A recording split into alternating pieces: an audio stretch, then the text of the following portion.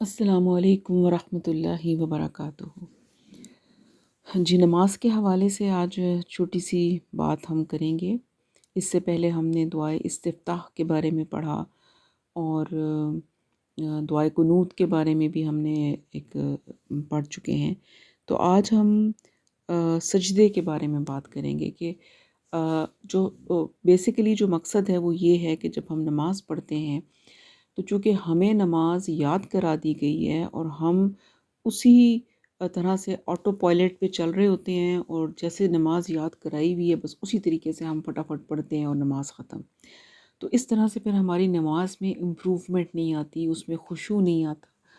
تو جس طرح ہم باقی چیزوں میں بہتر سے بہتر کی تلاش کرتے ہیں، اسی طرح سے ہمیں نماز میں بھی اپنی نمازوں کو بہتر بنانے کی کوشش کرنی چاہیے، کہ ہم یہ دیکھیں کہ نبی صلی اللہ علیہ وسلم جو تھے وہ کیا کچھ نماز میں پڑھا کرتے تھے، اور ہم بھی ان تمام کلمات کو نماز میں شامل کریں۔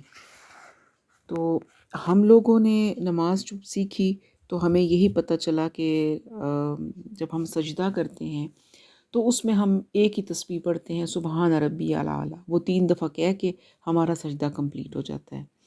حالانکہ ہمارے پاس مزید آپشنز ہیں۔ ایک تو یہ کہ تسبیح جو ہم پڑھتے ہیں وہ تعداد میں آپ زیادہ بھی کر سکتے ہیں، آپ 5 دفعہ پڑھیں، آپ 7 دفعہ پڑھیں، 3 تو منیمم ہے، تو میکسیمم آپ اس کو جتنا مرضی لمبا لے جائیں۔ پھر یہ کہ اس کے علاوہ اور بھی تسبیحات اور دعائیں ہیں جو آپ صلی اللہ علیہ وسلم نے اپنے سجدے میں آپ سے ثابت ہیں، تو وہ میں آپ کو آج بتاؤں گی، اور آپ ان کو یاد کریں اور آپ کوشش کریں ان کو پڑھنے کی۔ آپ کو اور زیادہ مزہ آئے گا، کہ جیسا آپ کو پتہ ہے کہ سجدے کی حالت میں انسان اپنے رب کے سب سے زیادہ قریب ہوتا ہے، تو جتنا ہم لمبا سجدہ کر سکیں اتنا ہمارے لیے وہ خشوع کا باعث بنے گا، اللہ سے قرب کا باعث بنے گا۔ تو اس لیے یہ جو دعائیں ہیں ان کو بھی آپ یاد کریں، اور ان کو بھی سجدے میں آپ پڑھنا شروع کریں۔ اس کے علاوہ ایک چیز کا خاص ہم نے خیال رکھنا ہے کہ جب ہم سجدہ کرتے ہیں، 2 سجدے کرتے ہیں، تو وہ پراپر سجدے ہوں۔ آپ ایک سجدے میں جائیں، پھر اٹھ کے تھوڑی دیر بیٹھیں سکون کے ساتھ، اور پھر دوبارہ سجدے میں جائیں۔ یہ جو سکون ہے یہ بہت ضروری ہے نماز میں۔ تو اس کو آپ جب ان تسبیحات کو پڑھنا شروع کریں گے تو آٹومیٹیکلی آپ کے سجود میں ایک سکون آنے لگے گا، اور وہ لمبے ہونے لگیں گے، اور آپ اس کو ایسے نہیں کریں گے کہ بس یہ سجدے میں گئے اور اٹھے اور پھر دوسرے سجدے میں چلے گئے۔ تو یہ دعائیں آپ یاد کریں اور ان کو آپ اپنے سجدوں میں پڑھنا کی کوشش کریں۔ یہ تمام دعائیں جو ہیں آپ کو نماز نبوی میں بھی مل جائیں گی، آپ وہاں سے بھی دیکھ سکتے ہیں، اور ویسے بھی یہ نیٹ پہ اویلیبل ہیں، آپ اس کے بارے میں سرچ کر سکتے ہیں۔ اس کے علاوہ یہ کہ سجدے کی حالت میں چونکہ انسان اپنے رب کے بہت قریب ہوتا ہے، تو ان تسبیحات کے علاوہ آپ اللہ تعالیٰ سے اور بھی دعائیں کر سکتے ہیں، تو بلکہ کرنی چاہیے۔ تو اپنی جو دعائیں جو آپ اللہ سے مانگنا چاہتے ہیں ان کو آپ اپنے سجدوں میں شامل کریں، اور جو آپ کو عربی میں دعائیں آتی ہیں، مسنون ہیں یا قرآنی ہیں، وہ تمام آپ سجدے کی حالت میں مانگ سکتے ہیں۔ اور اس کے علاوہ جو نفل نماز ہے اس میں آپ اردو میں بھی دعائیں مانگ سکتے ہیں سجدے کی حالت میں، فرض نماز میں نہیں، لیکن نفل نماز میں جب آپ پڑھتے ہیں، مثلاً اللہ تعالیٰ سب کو توفیق دے، مجھے بھی، ہم تہجد جب پڑھیں تو اس ٹائم پر بھی جو سجدے کی حالت، چونکہ رب سے قرب کا ایک وقت ہوتا ہے، ایک مقام ہوتا ہے، تو اس ٹائم پر آپ اردو میں اللہ تعالیٰ سے تسبیحات کرنے کے بعد دعائیں مانگیں، جتنی مانگ سکتے ہیں، اور پھر اس کے بعد نماز کو کنٹینیو کریں۔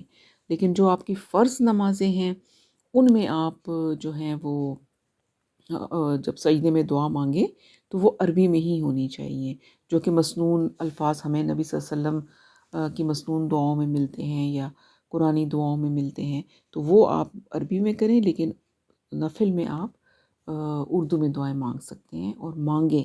آپ دیکھیے گا کہ آپ کو کتنا مزہ آئے گا اس طرح سے سجدہ کرنے میں، اور آپ کو پتہ بھی نہیں چلے گا کہ آپ کتنی دیر سجدے کے اندر اللہ کے ساتھ اللہ کا قرب حاصل کرتے رہے ہیں۔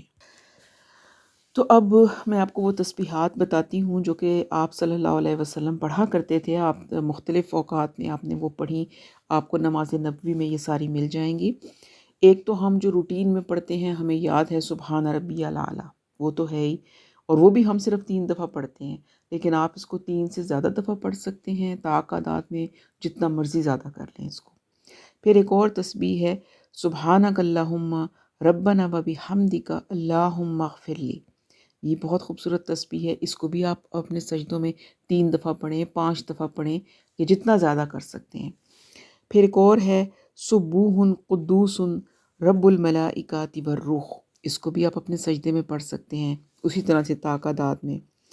ایک اور دعا ہے سجدے کی، اللہم اغفر لی ذنبی کلہ دکہ و جلہ و اولہ و آخرہ و علانیتہ و سرہ۔ تو اسی طرح سے یہ بھی پڑھی جا سکتی ہے۔ ان دعاؤں کو آپ یاد کریں، ایک ایک کر کے یاد کریں، اور پھر ان کو آپ اپنے سجود میں پڑھنے کی کوشش کریں۔ آگے سے رمضان آ رہا ہے، آپ کو تراویح میں، قیام اللیل میں بہت وقت ملے گا، تہجد کے ٹائم پر بھی، تو آپ اپنے سجدوں میں ابھی سے تیاری شروع کر لیں اور ان دعاؤں کو یاد کر لیں، تاکہ رمضان المبارک میں آپ ان دعاؤں کو اپنے سجود میں شامل کریں۔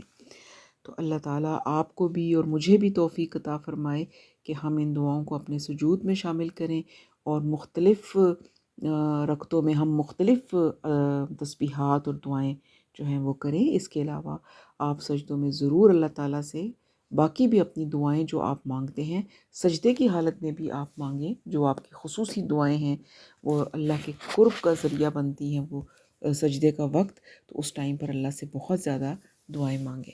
اللہ تعالیٰ ہم سب کو عمل کی توفیق عطا فرمائے۔